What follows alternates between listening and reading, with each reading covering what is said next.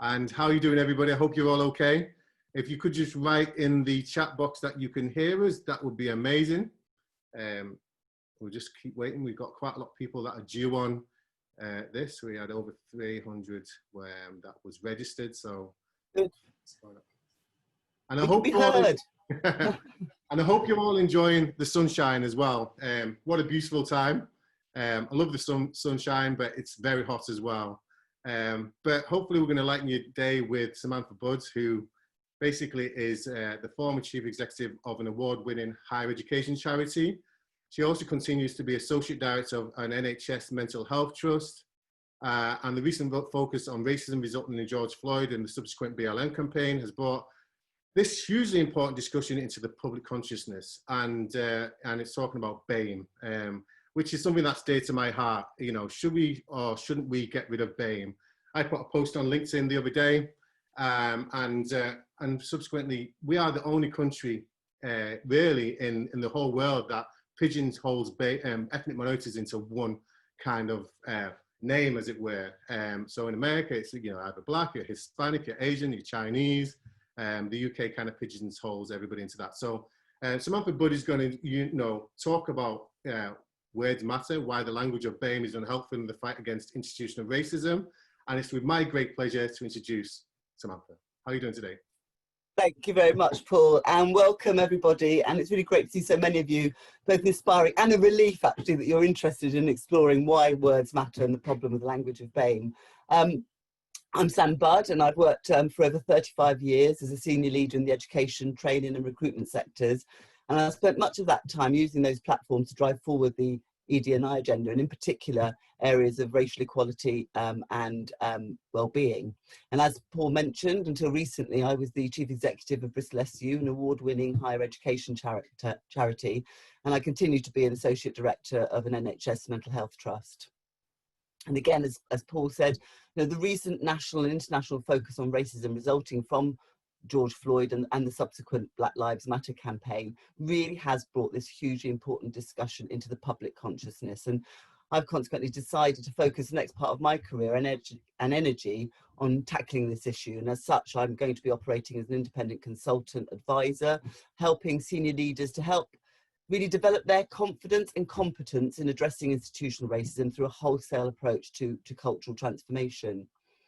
I'm also a former winner of the Inclusive Companies Education Champion Award, and I continue to support these really important awards as a member of the Inclusive Companies Awards judging panel. And I'd like to thank Paul and the Inclusive Companies team for inviting me here today to talk to you about a topic that has been frankly bugging me for some time, the use of the word BAME, particularly as it mutates from acronym to adjective with no consistency of pronunciation.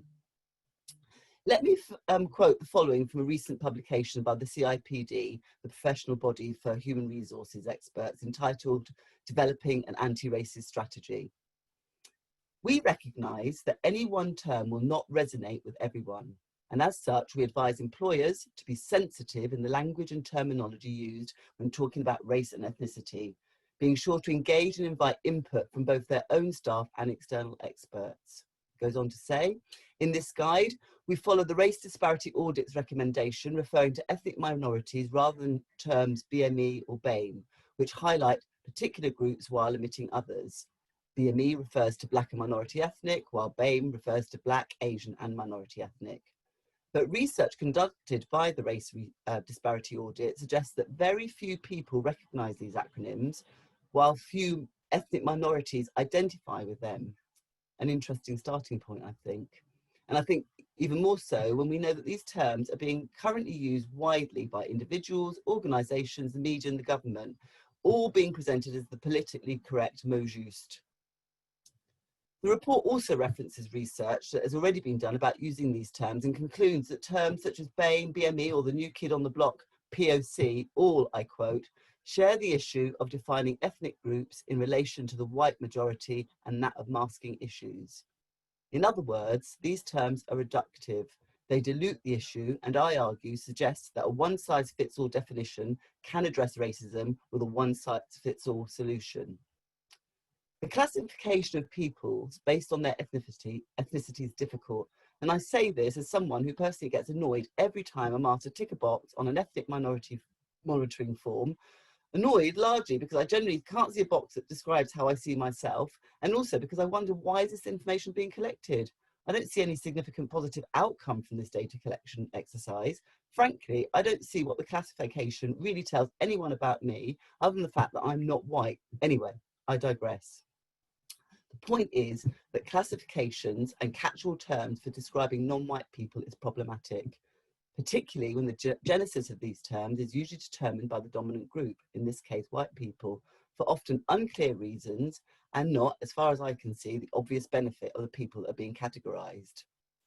So let me start by exploring the scale of the problem, examining by the way of an example the B, i.e. the black, in BAME. To be clear, what I have to say pertains to all the constituent elements of BAME, but we've got limited time, so I'm using the black experience as something of a proxy. I probably don't need to remind the people in this audience that black does not describe one homogeneous experience. We know that the concept of race is a social construct, and that the idea that black people are fundamentally different from white people is false. I personally think the only legitimate use of the term race is when we speak of the human race. It's known that there are more genetic variances between the peoples of Africa alone than there are between every other group of people on Earth. Think about that for a minute. Consider, for example, that in Kenya, only one of many African countries, 68 languages are spoken.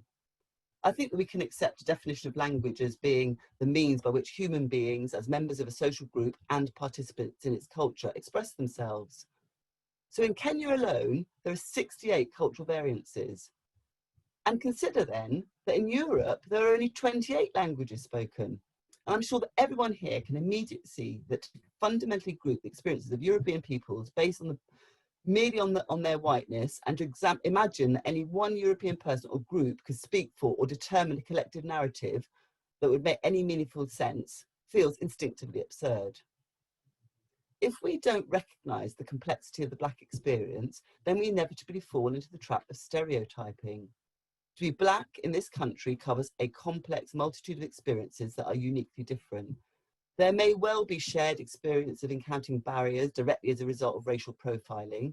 However, the extent to which these barriers are encountered, the impact of the damage incurred, and importantly, the measures required to overcome these barriers will require a range of solutions that reflect the complexity of the experiences. To quote the 2016 Sagar et al. Report from the Policy Exchange, each ethnic minority group has its own cultural tradition and history, occupies a certain place on the socio-economic ladder, is on its own distinct trajectory, and sometimes has several internal divisions. The report goes on to say, looking at BME or BAME alone does nothing to tell us who is making progress and who is falling behind. Moreover, improvements in minority representation could be made by improving the lot of those already doing well, rather than increasing the representation of those who need it most. And just to complicate this a bit more, what about the concept of mixed race? Again, a term I'm personally happy with at all, but we are the largest growing ethnic group in this country, and yet understanding what it means remains largely unspoken about. And I believe provides stark proof that BAME is actually a shortcut or polite way of saying non-white. Anyway, the mixed Britannia conversation is a huge one and no doubt a topic for another event. So back to today's focus. Some people will say, oh, it's hard enough to get a grip on the breadth of the constituent parts of BAME, let alone breaking down, for example, black or Asian or ethnic minorities in further subdivisions. They might say, okay, they might not say out loud these days, but might think and act accordingly, that subdivisions are too narrow, that the time and resource doesn't exist to be so granular. It will take too long. We need to be strategic and big picture now, blah, blah, blah. However, in my opinion, the starting point has to be in recognizing that the devil is, as they say, in the detail, and everyone needs to understand that this is going to be a tough learning experience. There are no quick answers. There is no silver bullet. Design tempting, but to move too quickly into, for example, rolling out programs or reviewing policies and practices without contextualizing the activity in a strategy of cultural transformation runs the risk of us focusing on shiny, brochure-worthy schemes or representation that ultimately have negligible cultural impact. I also don't believe we have the data or effective means of evaluating the success, and too often benefit individuals who are already relatively advantaged and do little to tackle systemic inequality. Diverse representation is an important starting point, but it will not of itself create an inclusive culture. Let me talk a bit more about some of these go-to schemes. Of course, progressive organisations generally have an urgent desire to create an inclusive culture, and that urgency can lend itself to moving quickly to tangible actions. And I don't want to criticise out of hand some very positive projects. However, as we become more sophisticated in our understanding of racism, we need to acknowledge that too often these schemes are based on a deficit remedial model, focused at giving usually a relatively small number of people from a targeted group, and note how difficult that is when we start to think about what we're talking about BAME. And generally, the ethos being that people from this group need to have a helping hand to sort themselves out. If they want to get a seat at the table, they need fixing. And while that may be true for some, the fact is that super talented, capable, skilled Black people already exist. But too often their skills and experiences, including the hidden ones, are oblivious to the dominant culture. Primarily, I would argue, because too often white people can't see beyond Blackness. Therefore, when thinking about organisations and workplaces, environments based on selection, competition, hierarchy and power, there's a need to reevaluate what the contributions are that we value, as well as how we go about identifying these contributions. I believe that the starting point is a commitment to cultural transformation, and that we do this by focusing on developing a genuinely shared vision of the future, a vision that everyone contributes to the shaping of, everyone has a stake in, everyone is invested in, so that everyone can reap the benefits and flourish within the system. For me, culture manifests itself through the human stories, the life experiences, the lens through which we see the world. We need, therefore, to make sure that all the stories are included in the narrative that we tell about our organisations. I like to think we can learn something about what an inclusive and vibrant culture feels like when we think about what we see when we look at an old black and white documentary or photograph. You know, the sort of thing I mean, there's World War I scenes from the trenches. Well, it feels disconnected. The images don't engage the viewer, but once we see a colorized version of the same film or photograph, all of a sudden it feels real. We experience the humanizing effect of Technicolor. We need to ensure that our cultures are in Technicolor so that each and every one of us experiences the humanizing effect of an inclusive organization. I'm not suggesting that we throw the baby out with the bathwater by ditching targeted support, but I'm inviting you to consider that the real issue at hand is the rebalancing of power. In effect, a conscious movement towards redistributing power within existing hierarchies. The challenge, therefore, is not to develop programs so that a few might be able to get to the table if they play by the rules and play the game, but perhaps we need to be bold and focus our efforts not so much on reconfiguring the table, but perhaps ditching the figurative table completely, and in so doing, start to reimagine new structures and new ways of coming together as organisations where we include all the voices by design. We need to start by asking ourselves, where are we on this spectrum? Where do we want to be? Are we satisfied in merely making improvements to the status quo? For example, is it enough to call out racism and train out unconscious bias? Do we generally have the appetite to create a new table? And how do we release the bottom-up potential and support humble, racially literate leadership? What could shifting the paradigm completely look like? Redressing the balance of power isn't going to be easy, because it doesn't matter how liberal and progressive you are, very few people are ready or comfortable to exchange certainty for uncertainty, security for insecurity, control for less control. But this is the big challenge that we face. This will require everyone, and I mean everyone, Black, Asian, minority ethnic, white people, to be able to hold open, honest, powerful and bold conversations, and to feel safe bringing their authentic selves and know that they will be heard.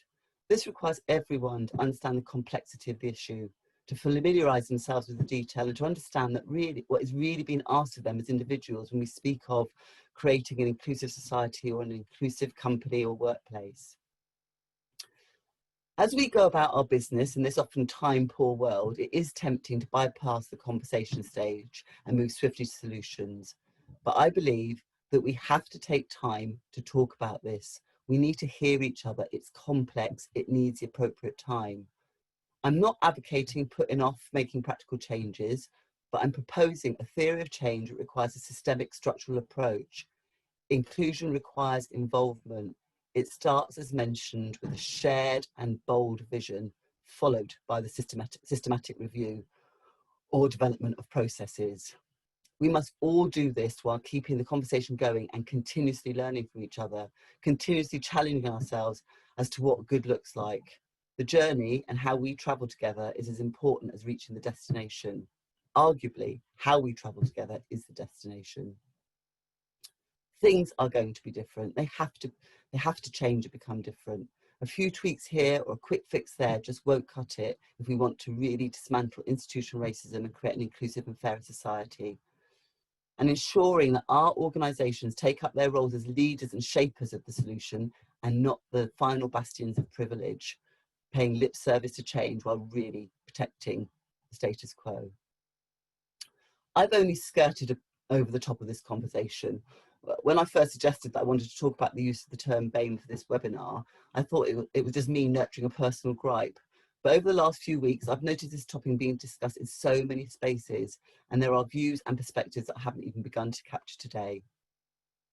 Whatever the different perspectives are about the use of the term BAME, the debate that we are having about its use demonstrates to me that words do matter. How we describe and how we categorise matters, because the starting point dictates the direction of travel. Thank you very much for taking the time to listen to me today, and thank you Inclusive Companies for giving me this platform. I hope that today I will have contributed something helpful to the important conversation so many of us are currently having about race, equity and inclusion. And while it may have asked more questions and provided immediate answers, I don't think that's such a bad thing. Too often we focus on finding answers without questioning whether or not we've even asked the right question in the first place. Let's all start feeling comfortable about being uncomfortable.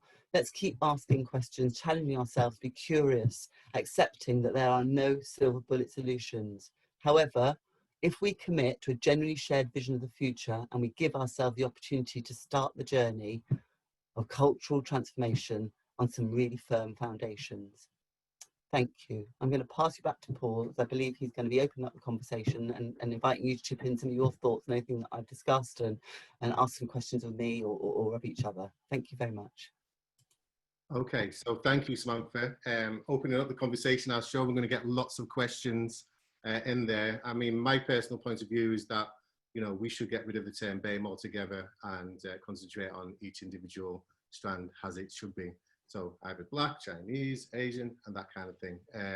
Because I think, again, with the inclusive top 50 stats, you know, some companies may have a high BAME percentage, but actually when you break that down, I've said before, you know, often Black and actually people from Pakistani origins are often far down that pecking order and they're not in the senior positions.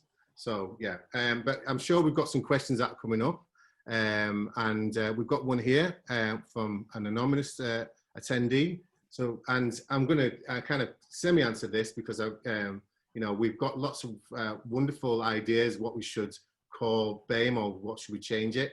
But what is the right terminology to be using? What do you think it is, Samantha?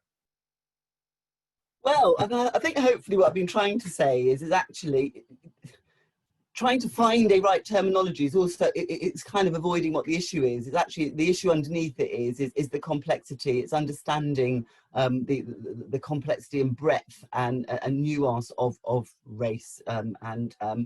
And so to me, I think it's about actually probably in the first instance, just thinking about why you're using it. You know, there may be a purpose why you are, you know, having to use a term that is about representing all people who are, as I argue, say, non-white people. So there might be, you know, perhaps for administrative purposes, a reason I might use that. But actually, if you are starting to think about, you know, say you're an organisation, you're really starting to think about the people in your organisation who come from Black, Asian, minority ethnic backgrounds, is understanding what is that breakdown, where do people come from, where are the issues, and then call those groups by who and what they are. Yeah. Basically, it seems to me. Yeah. So I've got one from Maxine. How are you doing today, Maxine? So we've got so many questions coming through, so we'll try and get as many as we can, but we won't be able to get through them all. As a public sector organisation, couldn't we use the categories detailed in the census and race as identified by the Equality Act? Appreciate this is out of date. However, is this acceptable for reporting purposes? So I guess for me, I think the issue is I think I sort of kind of mentioned it at the beginning, is actually, you know, we see this data collected, but what are we doing with that data? And as I say, you know, when you look at the sort of census stuff or some of those kind of you know, public sector categories, as I said, they don't entirely make a huge amount of sense to me. We're collecting all this stuff, and particularly the different types of mixed groups and what have you, and it's like, well, what are you doing with this information? How is it helping? You know, is it helping us to target particular groups of people? It just feels to me it's a bit like we're collecting the information, great, oh phew, we've got it. We can say that we've got it, but then we're not actually doing anything with it. So, you know, maybe the starting point has to be that, you know, some of the next steps out of these kind of conversations is actually, do we need to have a kind of a big conversation about categorization? What is the purpose of it? What do we do with it?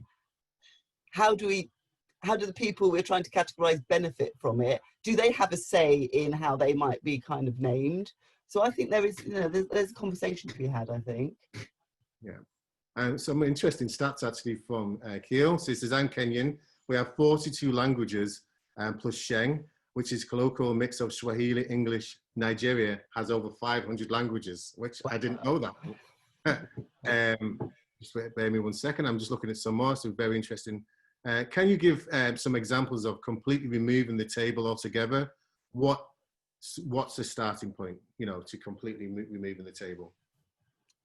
Well, I wish I could give some examples. I don't know that I actually have those examples, and I know that it's kind of, for me, it's that, you know, it's a metaphor that we use, and I understand it because it comes from a place where we all were sitting in offices and had boardrooms and tables. But, you know, we're now, all of us, living in this world where actually the way that we work is changing beyond, and is likely to change beyond any way that we could have ever imagined. The way that you know, organisations work together, the new flexibility of people working from home and what have you. I think it's going to force us all to think about actually our cultures, the way that we do things. Change is happening, and I think as part of that, there's an opportunity for us to also be thinking about our organisations, how they're structured. You know, when we talk about structural racism or inequality, it's so often because actually the infrastructure was designed in a way that just disproportionately, you know, disadvantages certain groups. We've got an opportunity now to reimagine what that might look like, to kind of have a much more kind of perhaps democratic way of structuring ourselves. And as I say, I think we have a platform now with this new way of working that's not necessarily just focused around being in a physical space. And yeah, I don't have the answers yet, but this is, you know, I want to kind of start really exploring what that might look like, and working with individual organisations, but also maybe we start to look at it as a wider conversation, really, about structure and power and hierarchy, and yeah, the best way to organise ourselves. Yeah, I agree. So and we've got Lee Jones, how are you doing today? So do you feel the term white also is unhelpful in terms of generalizing white experiences and polarizing white people into those who want to be part of the change and those who feel, well, my life isn't exactly a bed of roses? Does that make sense? Well, that's just really interesting. And I think that's why, again, when I sort of speaking of the thing, I think this is why we have to have conversations where everyone can come to the table. Everyone has to be able to kind of bring their perceptions, bring their concerns, you know, and, you know, that's a really interesting point, actually. And I think, you know, ostensibly, in the same way as we talk about, you know, there's no homogenous black experience, there's no homogenous white experience per se, but we do know that probably the structure that we are kind of party to comes out of a structure that probably was established around the kind of, you know, 19th century, that suggests that there was a hierarchy of races of which white was at the top, and the systems were designed for them.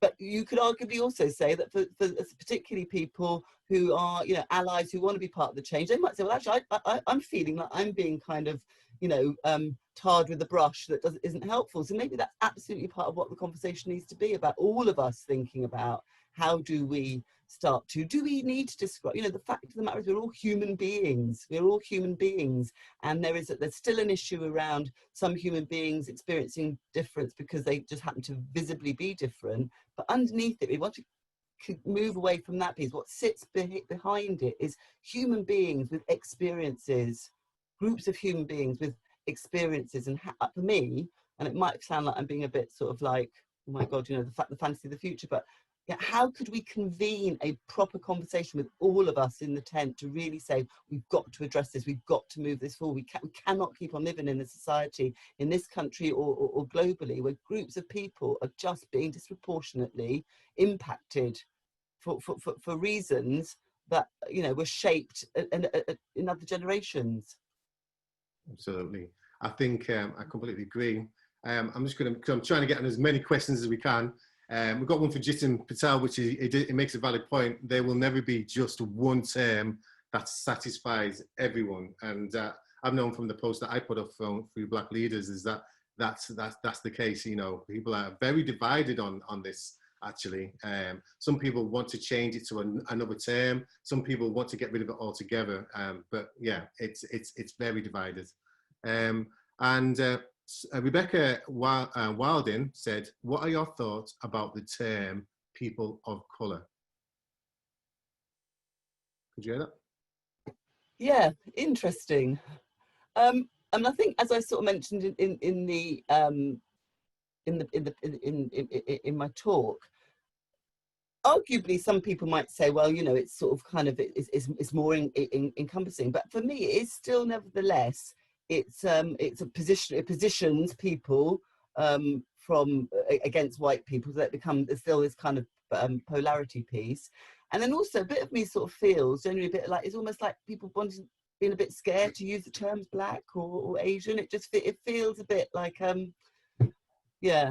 I get that a lot. Honestly, like a lot of white people have said, you know, what do we call people of color? Do we call you black? You know, there's a lot of confusion in the white population, especially the professional population, of what to call black people, and I think that's something that needs to be addressed as well. I mean, personally, I think the consensus for me through Black Leaders is that black can call people of a black background.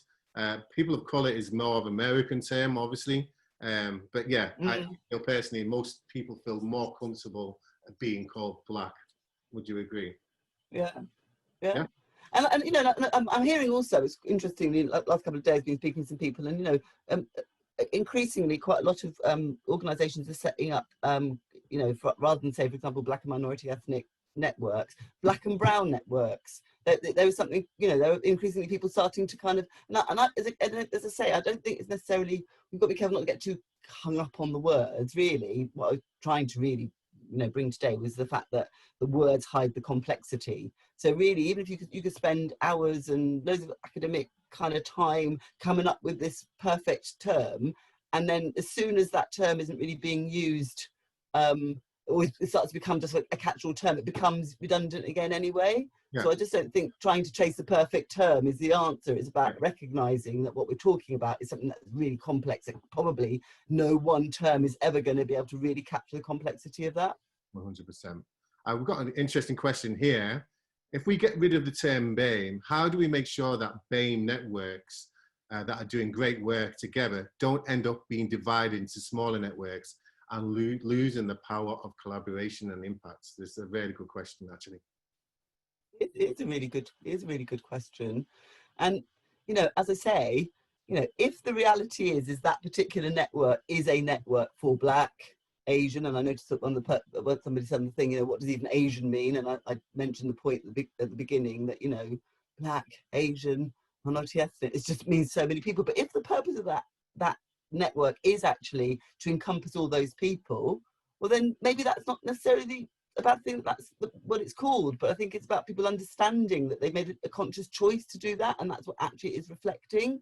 Whereas very often the term BAME is used when actually what people are really talking about is black people, or, you know, and it's that kind of mixing it up a bit, really. And, you know, like, and also, for example, one of the things, you know, kind of really reflect on is, you know, when we talk about the minority ethnic piece, Now, that isn't always even necessarily people of colour, if that's the term we use, or people, non-white people. You know, we often don't talk about the experience of Gypsy, Roma and Traveller people. You know, they are a minority group in this country who are suffering, and they're nearly never spoken about, and their needs aren't spoken about. So, you know, and it doesn't probably help to lump them all in a, you know, in this one group, and we don't then understand and unpick what the specific needs are for the particular sort of groups that fit within that catch-all. Yeah, yeah. And what I've also known is when I've had conversations, or when we get the stats, the term BAME, when George Floyd happened, I'll start again. Lots of companies were concentrating on Black issues, and then all of a sudden I've seen very much a shift dealing from Black issues and reverting it back to BAME again. So there's always been a BAME initiatives, and the issue has been about Black people not getting the opportunities that other BAME people might get. And I think there's, you know, I think companies, from my personal point of view, need to stop that and actually concentrate on the individual kind of categories that needs to be addressed within their organizations.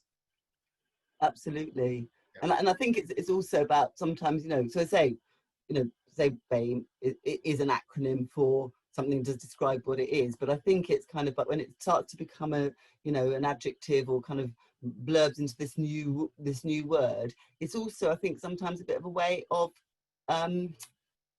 getting away from the fear of getting it wrong, and sort of like, oh, I just want something that I can feel comfortable with. I don't have to feel uncomfortable with. But then I think by doing that, my whole point is that you're kind of, there's a tendency there not to really address, because what actually sitting underneath is complex, and you do have to engage, and you might have to feel uncomfortable stepping into that space, and that you're not going to be able to address this by not feeling uncomfortable.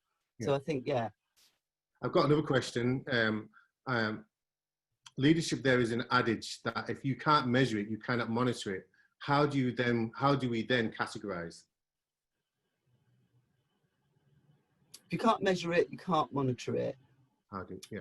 Well, I think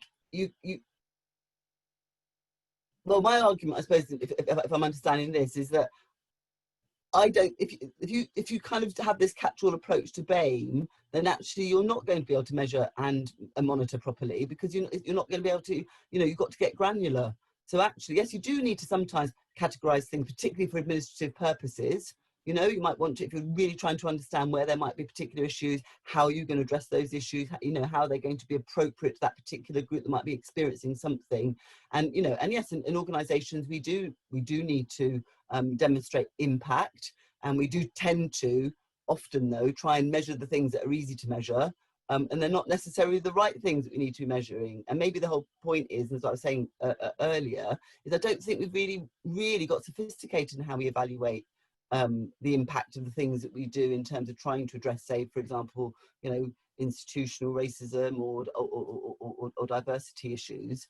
So I think as part of the reimagining of what organisations might look like, what hierarchies might be, we also have to reimagine how do we measure impact. And it isn't just about, it's easy to capture that data, therefore that's the easiest way to measure the impact. Yeah, and I think there's a lot of processes and surveys in organisations to capture each ethnicity that's there. So, you know, it's often breaking down. So I don't think it's that hard to capture myself. Denise said, what does an inclusive culture look like and feel?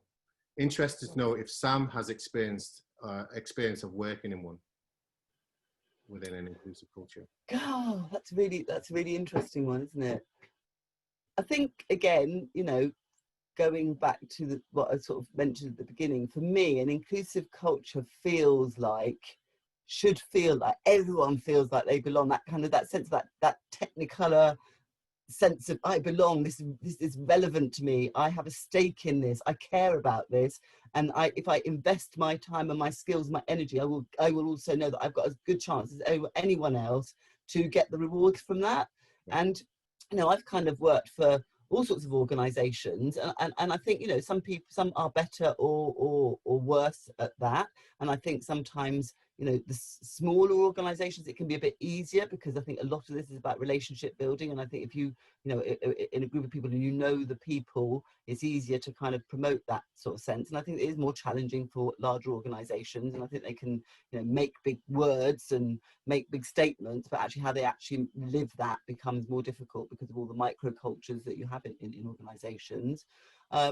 You know, I mean, I'd like to think that, you know, the organisation that I just recently was chief exec of, you know, we certainly have still got a long way to go. And I'm not saying in any shape or form, oh my God, yeah, we were it. But for me, I know that I, as the chief exec, I absolutely made it part of my brand. This is something I am going to be paying attention to.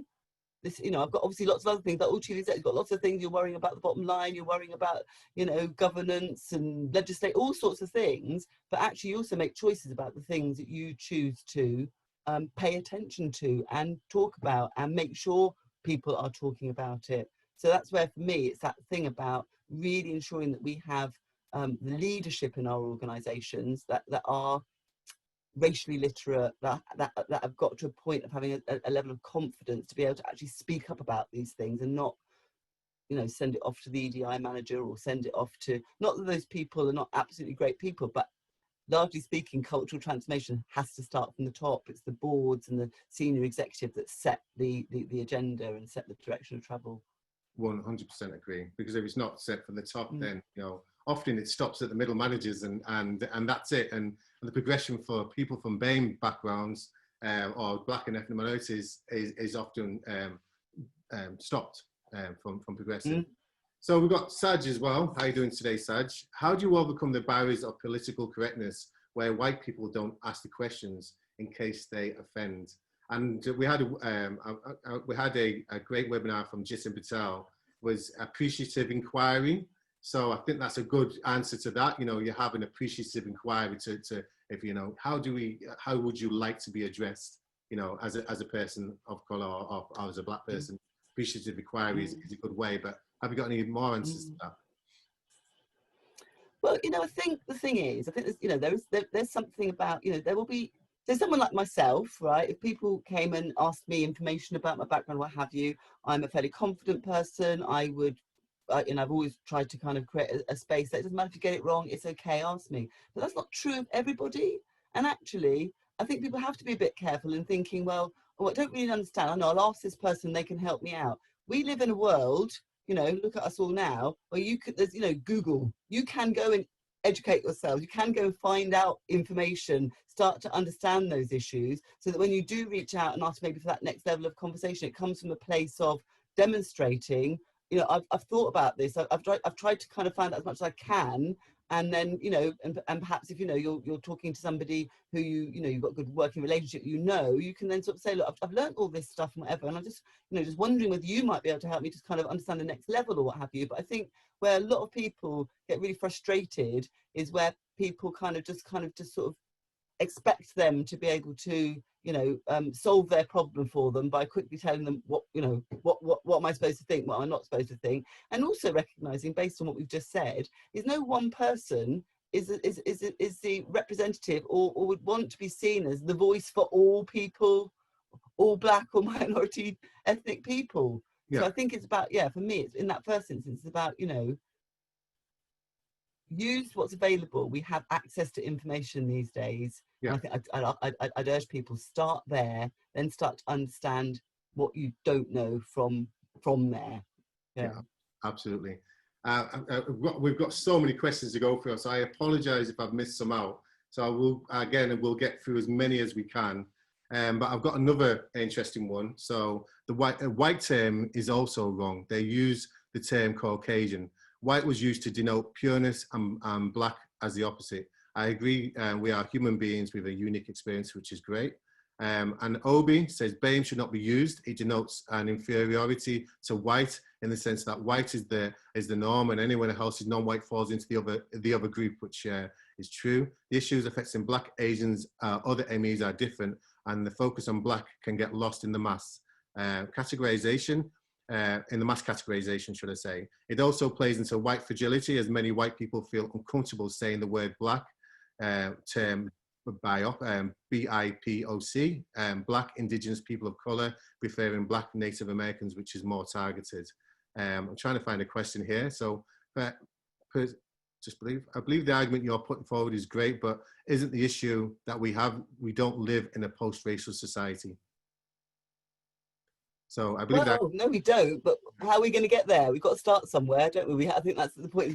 We have to start those conversations so that we can start moving to that space. And I suppose I want to just kind of pick up on some of the things you said, that the kind of the minority piece. And I think, I don't know if other people feel that, this is my own personal opinion, even using the word minority starts to put you at a disadvantage. You're less than. And yes, I know that in the context of this country, for example, if you present like me as a mixed race Black woman, I am in the minority, but actually globally we are the majority. We are the majority of people in the world are non-white. And I just think that minority thing, it just and I know, I'm sure there's loads of arguments and it's like, oh, that's the way that it is, but it just rankles a bit. It just makes you feel like less than, other. Yeah. So again, equally, what does Asian mean? The US, it references Chinese people. In the UK, it covers about 5 countries, which is very true. So true. And as I said at the beginning, if I kind of started with using kind of the Black example because it was the first of the the words in the acronym. But actually, if we would have a really deep debate about all of the different categories, absolutely, the complexities with Asian, and I said, and the complexity with minority ethnic. Who are these people in this group? In a way, they're even less tangible. It feels meaningless almost, other than in relation to the fact that they might not be white. It seems to be the only kind of broadly collected, connecting factor. I've got an interesting one here, which I've heard quite a few times from organisations. So we don't have a BAME network, we have a race and culture network. Would that be a better term, Sam? Well, yeah, I mean, I think, again, I think in a way, you have to look at the kind of the circumstances that you are in. If the purpose of that particular group is to support people to understand the conversations around race and culture, then that's absolutely appropriate. If it, and I think it sounds sort of great, but then, if that group is perhaps a group that is about particularly supporting a particular group of people, maybe the race and culture group is a bit too wide. I think it all depends on what the purpose is, and what the reason for that group being, really, and just trying to make sure that that name reflects the purpose of the group. Yeah. And Julie Scanlon, how are you doing today, Julie? I think unpicking the power of privilege is key. Most organizations are structured hierarchy, which consolidates existing issues. So I think, yeah, we've got to unpick the privilege, and people need to recognize that they are privileged in that position, and they need to open themselves up to maybe a trusted network of different people from different diversities and that kind of thing. Yeah. And I think we all, I mean, I don't need to repeat, I mean, I know all the people I'm sure on this call know, it's not just a moral issue. It's not just because it's a really good thing to do. Organisations, shareholding organisations, for example, have a duty to do the best they can to their shareholders. We are all increasingly operating in a global, in global markets and what have you. You have to ensure that the way that you're structured means that you have got that 360 view, that you've got as many lenses on the issue as you possibly can. That means you've got to have all the voices around that, that issue. So I think it's yeah, and I don't think it's something that's going to happen overnight. Again, I think hopefully I've kind of reiterate that. I do think this is quite a long-term journey, and that doesn't mean we don't do anything, but we have to be committed to recognise that we're not going to change our hierarchies, our structures, our society, our culture in 5 minutes. It's taken hundreds of years to get here. Hopefully it's not going to take 100 years to move away, but that's why I think we need to commit to the journey of change, start to become almost a destination. I think that's really important. That's how I feel. Yeah, exactly, and that's one of the reasons why I started Black Leaders, because I didn't want to just let the the emotion of George Floyd go away. We got a lot of emotion from the white community, black, from everywhere, recognizing that black people weren't getting the opportunities. And Black Leaders is there to stay for many years, so our kids have the opportunities. But again, we also recognize it's going to be a long journey, you know, from that. I know it's very hot as well. But I'm sorry about this, everyone, but I am sweltering. It's going to be a very long journey where you know, it's going to really affect my kids and my kids' future rather than, you know, I'd say my age. You know, it's going to be a long-term commitment. So I'm going to go through a couple more questions and we're going to have to wrap it up. So do you think, Alex Hall, sorry, how are you doing, Alex, today? Do you think we need to work for a culture where it's more acceptable to ask people how they identify in terms of race and ethnicity face to face, if not a conversation that happens regularly in the workplace? But is there a reason for that? Do you want me to read that again?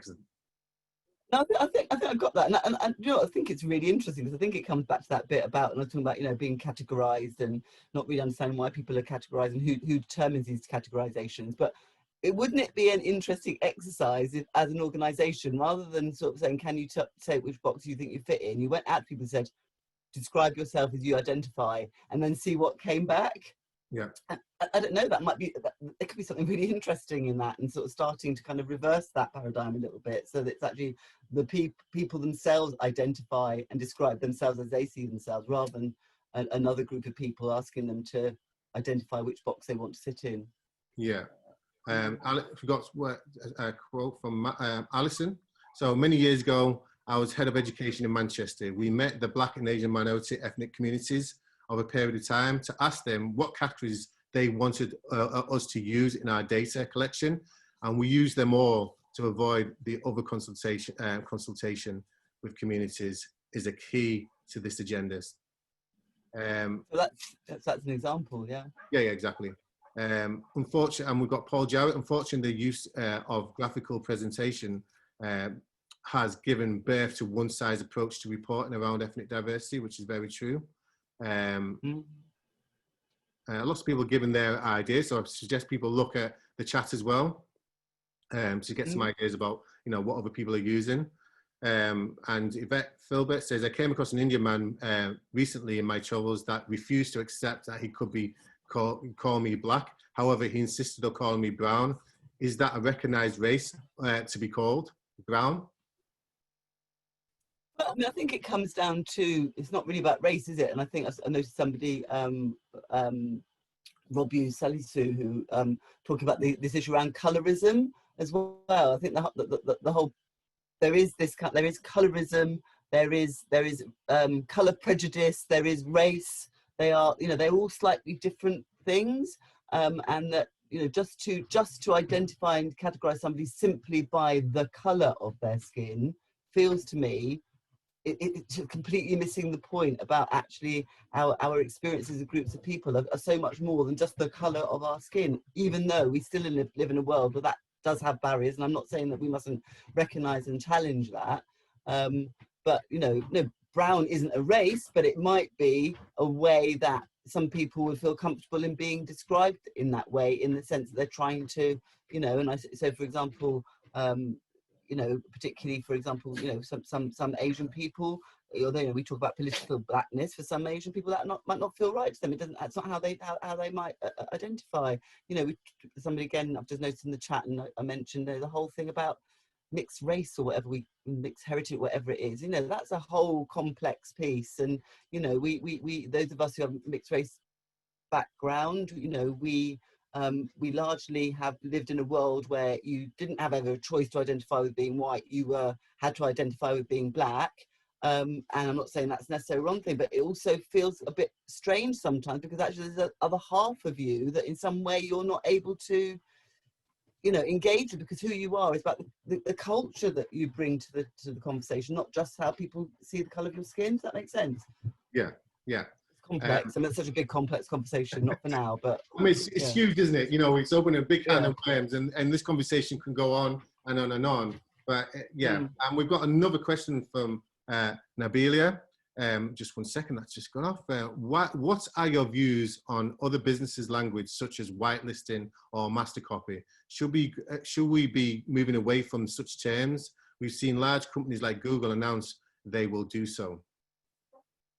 Really interesting, isn't it? I suppose it comes back to that words matters conversation. I think it's like, I can remember back in, oh God, 60s and must be the 70s and 80s, whatever, and there was a big kind of thing about what they call, you know, being PC, what allowed to call black bin bags, you had to call them grey bin, and it almost then became a bit sort of not taken seriously. But I actually genuinely think there is something important about thinking about the language that we're using, thinking about the history of it, and then starting to think about what the impact is and what is it that we're actually saying. And, you know, I'm sure a lot of people have seen the great clip that's on Facebook at the moment.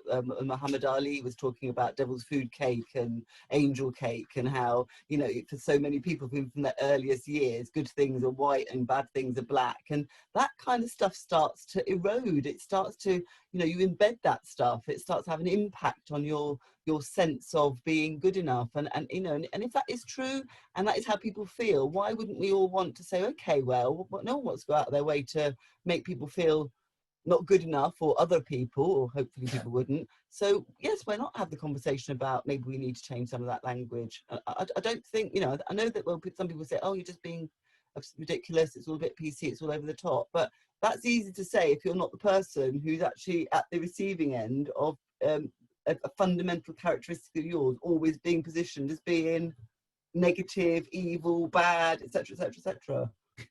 Yeah, and I think you know, from my perspective as well, I think, you know, when I look at the term black, you know, I've been to lots of kind of you know, what's the word? Gosh, my mind's gone blank today.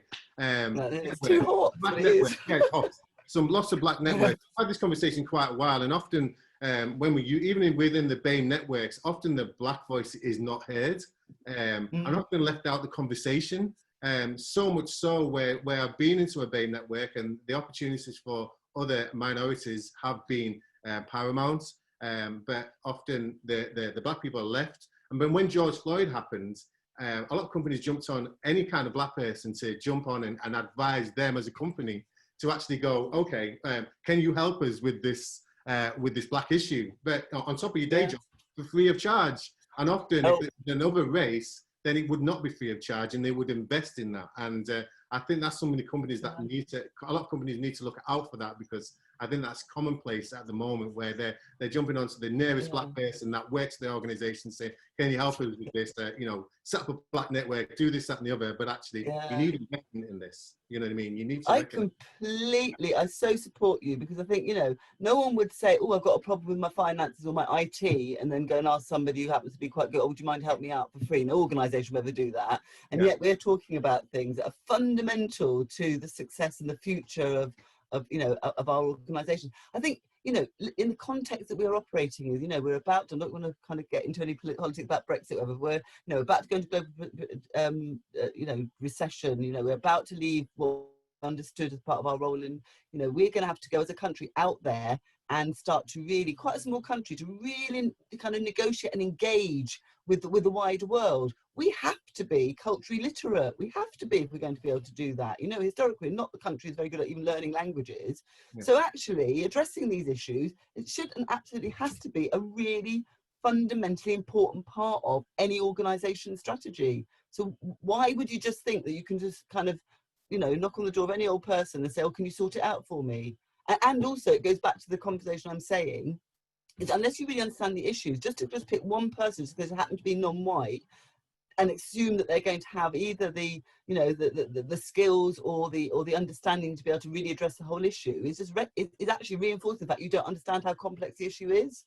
And not all of us, not all black people or Asian people, whatever, are experts in the conversation around race. We're just people, and some people have got an interest and some haven't. In the same way as, you know, if you, I don't know, if you're born in England, doesn't mean that you're going to have a degree in English because everyone's an expert in English. It's just, I don't know. Sorry, but it just frustrates me when I hear what you're talking about. It's one of my, you know. And also, we were talking before we came on air about everything, a lot of the initiatives being very London-centric. One thing that I've got the adage is I'm based in Liverpool, but I've got a very national reach with the National Diversity Awards and various other things like that. And often what you find is, black inclusion, especially in Liverpool, maybe Leeds, and other places, is just BAME inclusion as a whole is so far left behind. And inclusion is not just a London initiative, and a lot of companies are vying towards getting more inclusive, but don't know how to do that. Have you got any tips for them to employ, how they can, employ more people from a black and Asian, Chinese or ethnic background? Yeah. So I think, again, I think the starting point is actually really identifying what their commitment is and why they want to do this. Is this actually because they really want to kind of change their culture, or is it because they just want to be able to tick a box? And as I said, just having more diverse people, they just become agents of the culture that you have. You have to make a commitment to change the culture, not just put people in a situation where they're just going to be agents. And then I think there's something about, people talk about this concept of employer brand. So it's really starting to understand what does your brand say as an employer to the people you're trying to attract? Do if people say to me, oh, well, the thing is, there's not a lot of black people in where I, near where I live, that's why we can't attract people. And then you look at the stats and go, well, there is 8% of the population. So what do you mean there are? But actually, what is it that those people think about your organisation? Have you gone to find out? What are the myths that might need to be busted, that you might need to do? And then you start to understand that. You then start to understand, like, well, what is your commitment to making this a place that actually people might want to be in, because you really value it and you really want to diversify, because you want to have this really inclusive organisation. And then you start to put a plan together. And some of that might require you to change some of your systems or your processes. It might maybe you have to revisit your brand completely. I mean, so I think it is a process, but it starts with really understanding, if you want more people from a different kind of background in your organisation, you haven't got them, you need to understand, first of all, why those people aren't coming to you, not just assuming that they're not there. Yeah, because they are there. They are there. We are here. In big abundance. We exist. And it's crazy, I have walked around offices all around the UK where I've visited, and I've been the only person of a minority background or whatever, of a different race. In the organisation of an office of 2,000 people, and these are big employers, with big brands and so much work done. And it saddens me as well that we haven't moved forward that much, and people don't realise how much we have not moved forward with inclusion, especially up north, and it needs to be addressed. And one of the things one of the tips that I get was, that I give is, reach out to the community organisations. If you've got no one in there, then you need to start bringing people at operational level at least, and change the culture so that they can be, the talent can roll through to the senior leadership teams. Do you know what I mean? So, have talks with the communities and say, listen, we want to get more people from diverse backgrounds. We want to liaise with your community. We want to create opportunities for your community. Let us do that, and we'll work in conjunction. It's not that hard to do, and then you find what I find is when you do that, the people are quite cautious at first from minority backgrounds, but then once you talk to them and say, listen, we want the opportunity, and give them, they have the confidence to apply for them jobs, and then you'll have an influx of people coming forward. It's not that difficult. Simplify it. Don't make it so difficult. I don't know how to do it. Reach out to the local communities and say, listen, it's open for business, and we want you to come and thrive in our organisation. Do you know what I mean? Exactly. Absolutely. Yeah, absolutely. Yeah. So I think we've got 2 minutes left. So I'm going to come. Is there another question that we're going to? Because there's a lot of knowledge. I'm going to go to Paul Jarrett, which is the last one on here. No, it's not. 1 second. 1 second.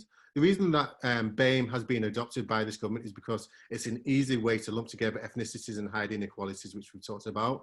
With these disparity groups, use the term that describes the person demographic more accurately: Caucasian, African, Caribbean, Indian, Pakistani.